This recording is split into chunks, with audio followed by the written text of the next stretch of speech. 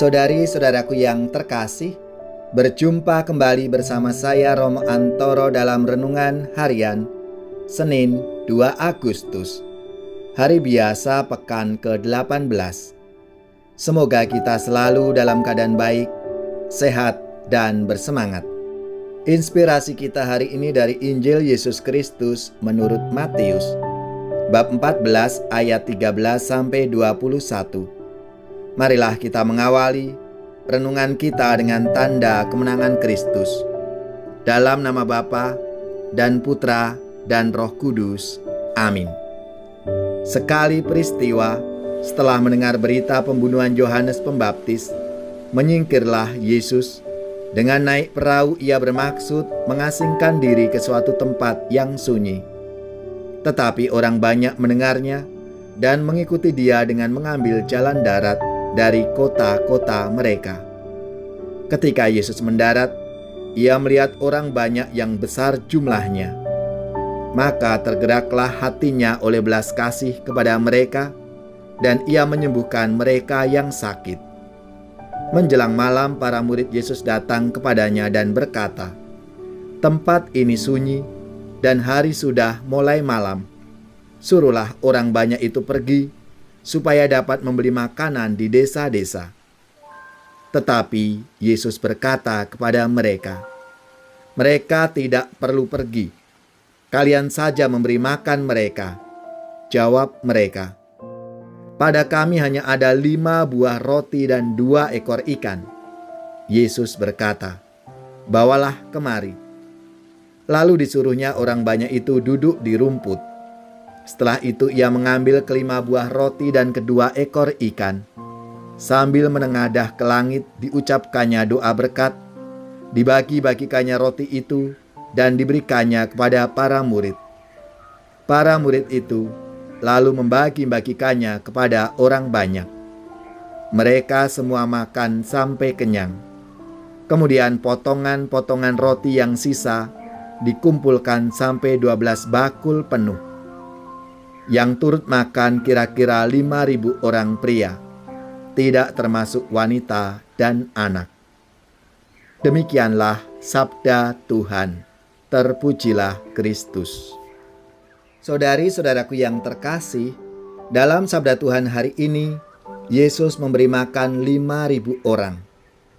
Kisah ini hendak mengajak kita untuk bertanggung jawab terhadap hidup sesama kita. Yesus menghendaki agar para murid memberi mereka makan. Bagaimana caranya? Mereka harus percaya kepada Kristus. Yang penting, mereka punya rasa tanggung jawab atas kehidupan saudara-saudarinya.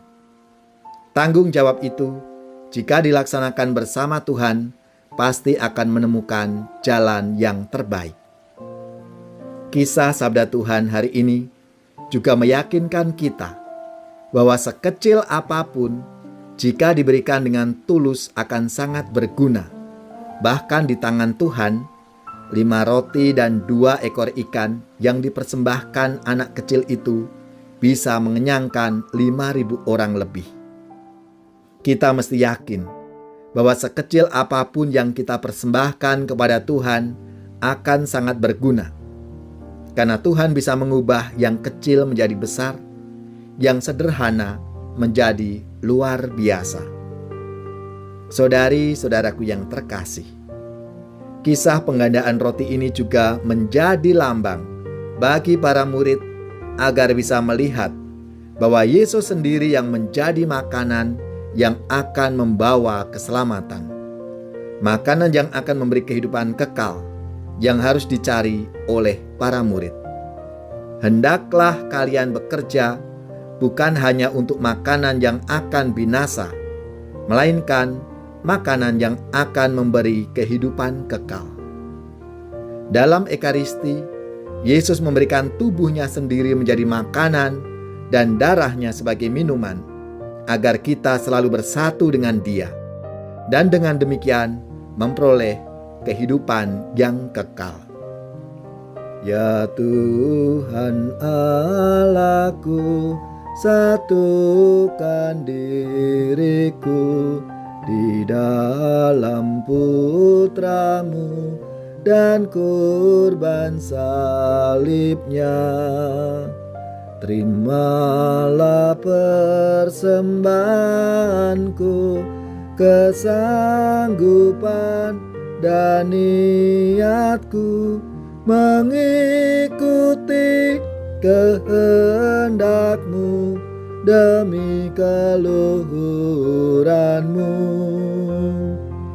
Ya Tuhan Allahku, satukan diriku di dalam putramu dan kurban salibnya.